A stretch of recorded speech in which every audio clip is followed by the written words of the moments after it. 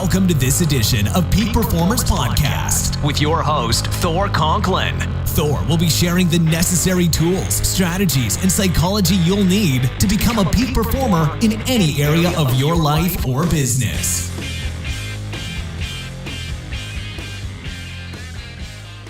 Welcome back to another episode of the Peak Performers Podcast. I'm your host, Thor Conklin, and today we have an amazing guest here.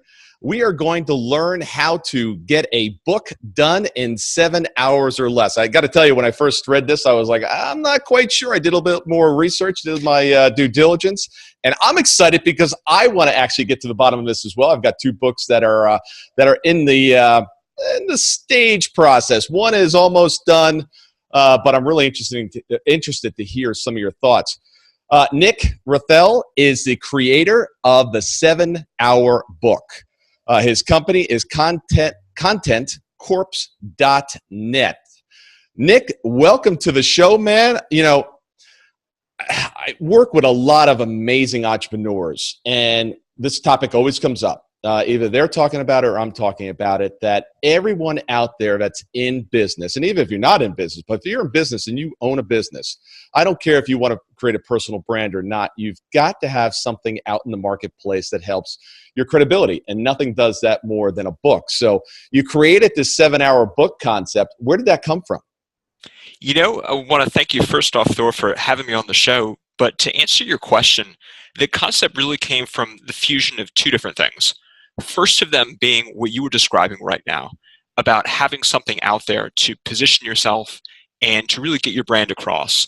And if you're going to try to pursue that, there is arguably nothing better than having something physical in your hands, like a book, with the credibility that it brings and with the commitment that it shows too, that it's showing your target audience, your prospects, that you've taken the time to put something together. So that would be one of the sides. And then the other one, catered a little bit in the direction of this show with peak performers, is my own personal obsession with becoming a little bit better and hacking time, hacking productivity. So if you take the time management and the productivity side and you mix it with that other side, positioning your business, branding yourself, and put them together, that would be initially the genesis of what led to the 7 Hour Book. It seems almost impossible to do in 7 hours. It's kind of funny because the way I got my book to 90% is I basically dictated thoughts and concepts to a creator, ghostwriter. But the one thing I found really, really difficult in the process was, I could give them the concepts, I could give them the stories, but how that whole thing just gets woven together. That I don't consider myself a writer. I am a speaker. I've got concepts, but they seem to come in like little paragraph forms or sentence forms. You know, it's like, all right, there's a paragraph, here's a sentence, here's a thought, but how do I blend the whole thing together? That's kind of where I got stuck, and I guess that's why I'm about 90% done, not 100% done. So give me your thoughts on that as well, of how you weave the various concepts, how you work with the individuals to get it out of their head and into a book form. And before you do that, I'm going to ask you to take your microphone and just pull it down just a little bit. There you go. Perfect. Yeah, because I'm getting some popping with your voice. So hit it. Yeah. Tell us how you do that. Sure. So one of the key aspects of that is having a structure, having a skeleton in place, if you will, before the book even comes together, of where we're going to go and where we're going to take it. And if you have that skeleton, you have that outline, a structure, that makes connecting the dots, so to speak, and putting all the little mini paragraphs, as you were saying, putting all those into their proper place, it makes that substantially easier.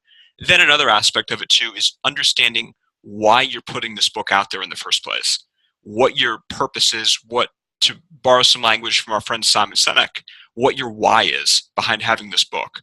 If you are, for example, putting a book out there with the goal of attracting speaking engagements, that might drive your book and the way it's structured differently than if this book is designed, for example, to promote a software product or to attract coaching clients to you. That having that purpose and having the purpose then dictate what the structure is going to be, those are two, I would say, two of the best ways right off the top of the bat to get your book organized and on track to the way you want it to be. All right, so let's take me for example. I understand the why I want to create this book. I guess I had trouble kind of putting together the skeleton of how the structure. Is that something in the process that you help draw out of the would-be author? It is, and I would say for your listeners, something that they might even be able to pursue right now as they're listening is to, if they do have a book idea, think about it in terms of a specific number of pieces. And when I say a specific number of pieces, I'm referring to things like the 7 habits of highly effective people, or Napoleon Hill's number of principles, or some other number-based framework like that. And if you can take whatever your big overarching concept is and then cut it up, so to speak, into a certain number of principles or noble truths, to borrow a little bit of Buddhism there, or any other set of things like that, that makes it a little bit easier to then put everything where it needs to be. It used in another expression I've heard called chunking. So you take your big idea and you chunk it down into the components, and that helps a lot too with getting the book idea out. Got it. So let's talk a little bit about that. Is there a structure, a format, a roadmap that a book should go on? Many times a book kind of starts with a personal story, engaging the audience, telling them what is about to come. Generally, with a book or a movie, there's a journey. There's usually a major failure somewhere along that journey. Then there's a revelation. Then there's, somebody comes to the rescue, and hopefully it ends up well, especially if you're doing your own book. Is there kind of a format like that you follow, or you find that more successful books have a tendency to adhere to? I think it does depend, but there are certainly some structures that work better than others. I will say that how much of you as an author are in the book is going to come back to, again, what your purpose is.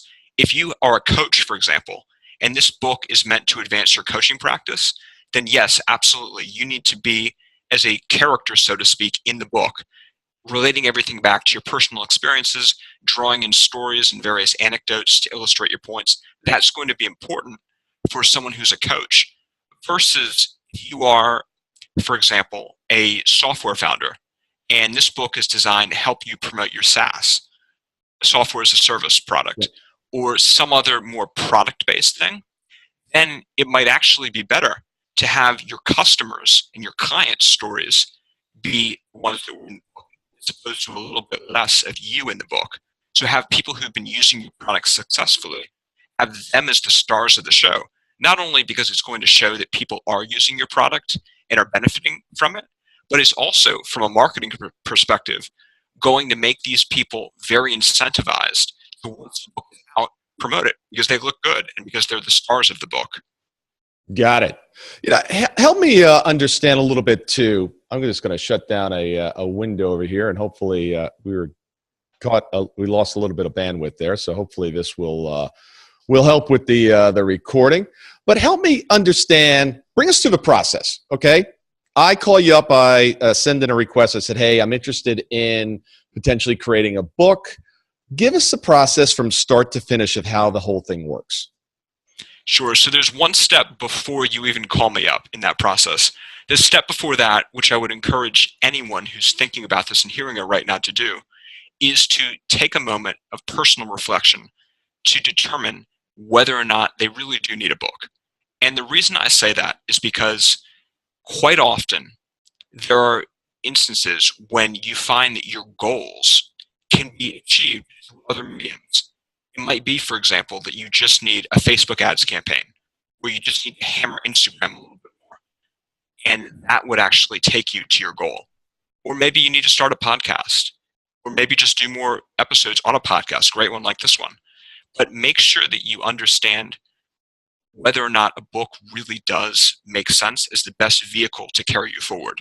That would be the first step. Assuming, though, that someone does take that moment and they have that personal reflection, then what they would do in the process, they would go to our website, the one that you've mentioned at the start of the show, and fill out our contact form and get in touch with us. From there, what they would do is we would go on a call with them, talk with them, and figure out what their goals were for the book, what their vision was for the book, and we would help them to develop it more from there.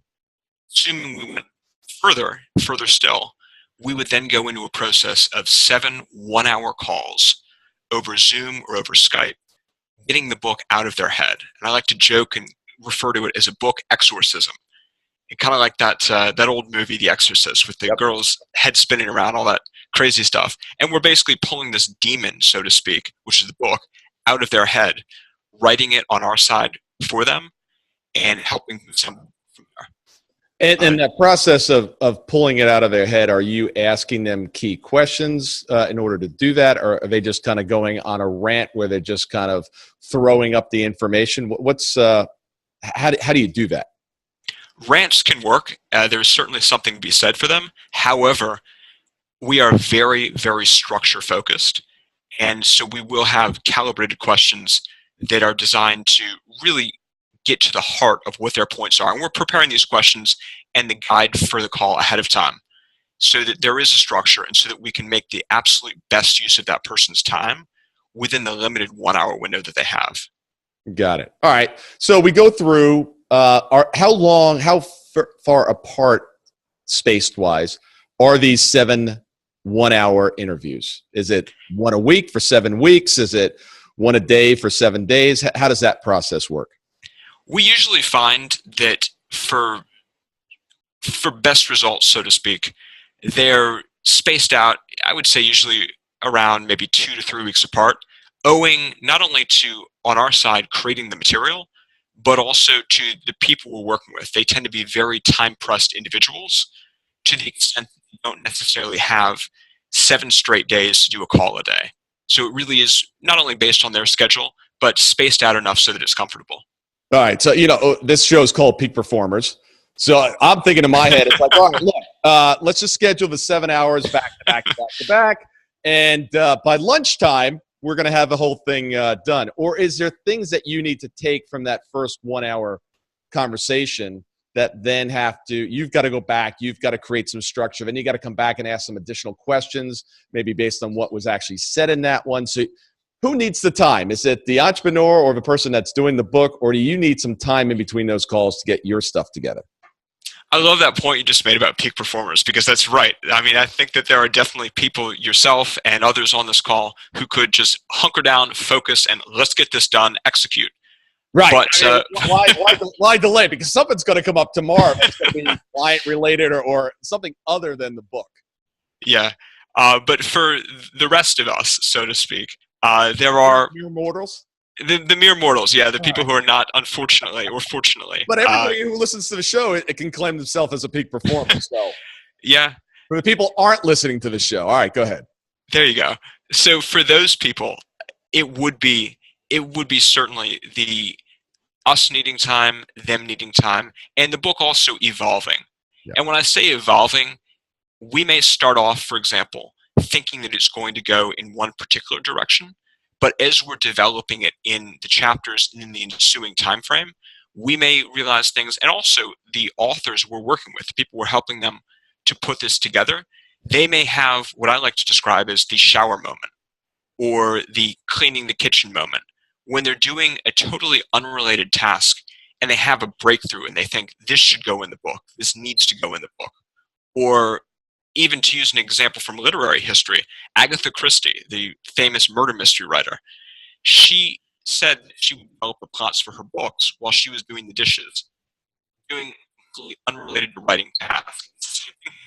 People we're working with do have, as with any other human being, any of us, they have these moments where they realize something they never even thought about while their mind is at rest.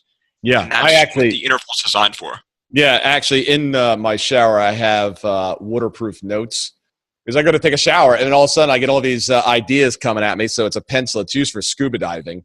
You can buy them on Amazon for like $5. It's waterproof notes. It looks like a Post-it note, except you use a pencil, and it works in the shower or underwater for that matter. And then just when I wake up in the morning, as soon as I wake up in the morning, I am just like, thoughts are just flowing to me. I've got to come up. I should hire somebody to just sit by my bed. And then when I wake up in the morning, I can then just start speaking, and then they just start like dictating and taking down all the notes. That might be a little weird, but, productivity hack, just have somebody sitting right there.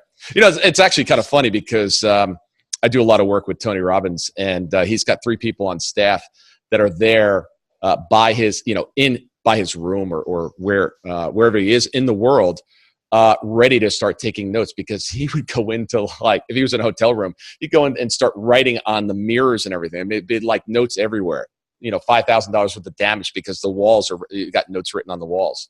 So I understand that process of getting that out. All right. So let's just say for a moment that we've got 7 weeks plan, 1 hour meeting each week. We finished the 7th call. What happens then? All right. At that point, what we would do, we would proceed to do a follow-up session if needed, or we would just do it remotely with the person back and forth via email, making sure that everything was in place, that we'd review the book, that if they wanted to review the book, they had. And I say if they wanted to, because believe it or not, crazy as it might sound, there are some people who really don't really want to review it too much. They're just kind of like, all right, you did it, and let's just get exactly. Yeah. So we do leave that option up to them. Yeah. But from that point, then we would proceed to format it, and we would proceed to help them find a publisher. When I say a publisher, I mean a printer. Find someone to physically go and print the books. So they would self-publish it, book on demand or books on demand, depending on how many they want. Do you then help them sell it on Amazon? Isn't there some special coding and stuff that's needed if you want to drop the books onto Amazon? You do. You have to get it specially formatted, and then actually have to get it up on Amazon. Okay. Which then allows you to sell it. Got it. And you can help in that process as well? We do, absolutely. Okay. And who are the people, obviously I don't want names and addresses of the people, but who's doing this for you? You have contractors around the world that are doing this. How do you get the actual stuff done? Yeah, that's one of the hardest things in getting this thing set up, hiring writers and hiring people who can bring this thing to life. Because I myself, I write, but to be able to manage a team of other people who are also writing and are also creating content is pretty difficult. I will say, though, that it helps to understand initially that you can't be a superhero in your business. You can't have that superhero syndrome where you're trying to do every single thing and you have to be able to let go. So if you, or any of our listeners too, if they're looking to scale their businesses, they can understand that it's going to take time, but that it's worth it. And eventually, if you do want to grow, you do need to let go. Yeah, no question. All right, so let's go back to, we got 7 calls set up for 7 weeks. We finished that. We've got a then follow-up phone call. At what point do I have a book in my hand that I'm touching? You have the book in your hand, or one click away if we're doing the Kindle version. You have that once we've gotten it formatted and once we've connected you to your printer. So in that scenario where it was 7 weeks, 1 meeting a week, when would I have a physical? Forget about shipping to get to me. Let's call that 3 or 4 days for the shipping. But what would time frame? I've put a 7-week schedule together. When do I get it? 8th week, the 10th week, the 12th week? What's normal? Well, usually when we're talking normal, usually most of our authors who we're working with, it for them would, with the calls being spaced out, would probably be about maybe a 4-month to 5-month process, just as we're doing the calls, developing the book like that. But if we were sticking, as you're saying, to the express. Right, I did my part. I did the 7 pieces. You're going to need time to actually, do what you guys do. So I'm trying to understand how long it takes you guys to do your side of it, including setting me up with a publisher to at least get, 10 copies in my hand. Sure. I think for that part of it, that ending part, it would probably be safe to allocate maybe a month to a month and a half. Got after the 7 weeks are done. Yeah, because the thing is, for a lot of publishers, printers on their side, they many of them like to look over the book, make sure it's fit to print by their own standards, maybe move some things around, maybe even in certain cases, reformat it after we format it. Okay. They might want to format it again as well and make sure it meets their specifications. Okay. All right. So 14 weeks. So what are we looking at? 3.5 months. Basically 7 weeks for you, another 6 weeks on the other side. Call it 14 weeks. 3.5 months. 3.5 months if you stick to a 1 hour call every week for 7 weeks. We could get it done in that amount of time frame. All right, perfect. Now, what everyone else is going to ask, which is, I'm sure you get to ask every single time on these shows, how much is it going to cost me to get it done? 7 1-hour calls of your time. Good. So it's free. I love it. Besides the time commitment, what's the cost to put together a book? Well, I'm going to say the same thing that I say when I am asked about this, is just that it depends. It really depends. I will say that it is in line with industry figures. So if you go around and you look at, for example, what a publishing service or certain executive level writing things would have you invest, it's probably in line with that. But it does depend, and it's very, very difficult, if not impossible, for me to give a figure right now. All right, so I have no idea what industry figures are. So give me an idea. I have a friend and client that just published a book through Forbes. The initial cost, I don't know what he spent on the backside, but his initial cost was $240,000 for the book, and they're doing some publicity for it and et cetera. I'm assuming that 240 might be closer to the high side. Where does it start? I mean, the projects that you've done, the books have ranged from 5,000, 7,000, 15,000. Give me a range so I have an idea. Sure. Going beyond the it depends, and if you do want a range like that, I can't leave you. It just depends. You know, I got to push you for at least I understand that every single project is different depending on, you know, what's involved. But give me, you got people in the audience that are saying, okay, I've got somewhat of a budget. Where does it, you know, what is the bare minimum? You know, you don't get much for that. It can range from here. Here's some projects that we've done, and here's some other projects. Right. That's perfectly understandable. In terms of the range, then, I would say conservatively, someone listening to this could probably expect under about 10,000 US. Okay. So this is not your 240K. You were mentioning that book. This is not, we're not doing Hillary Clinton's next one or Michelle Obama's next one. Yeah, this is not on that level in terms of the investment. Got it. Okay.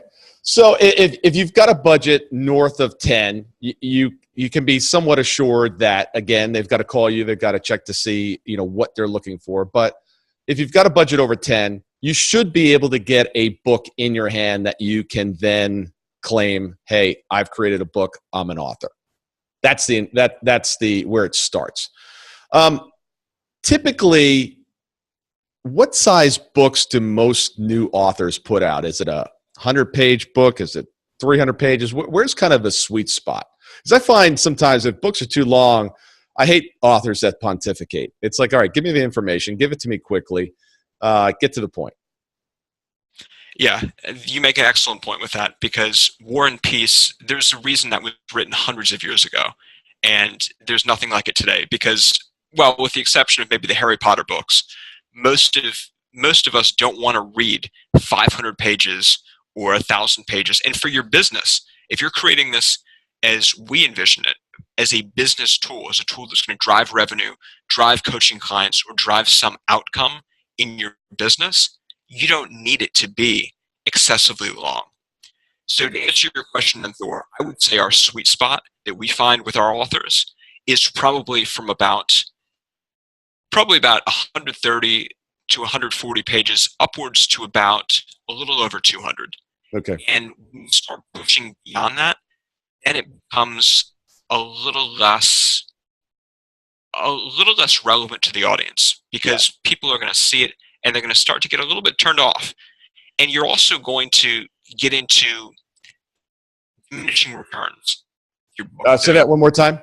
You're going to begin to experience what I think are diminishing returns with your book, because there's a certain point that when your book crosses that threshold, and I don't know exactly what that point is, when your book crosses that threshold, you begin to get just only incremental, small, even for a peak performance audience, too small. Yeah.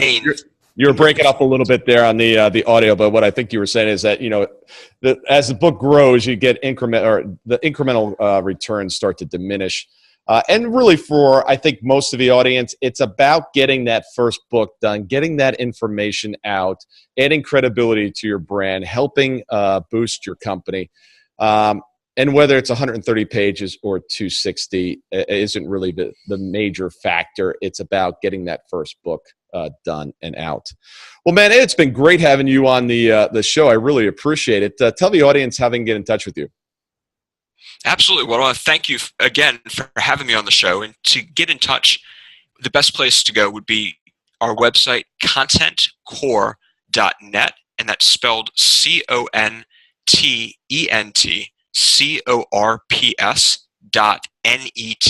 contentcore.net. Nick, I really appreciate having you on the show, and we definitely have some things to talk about, because a 90% book, completed or uncompleted, whatever you want to look at it, sitting on my hard drive is not doing me much good.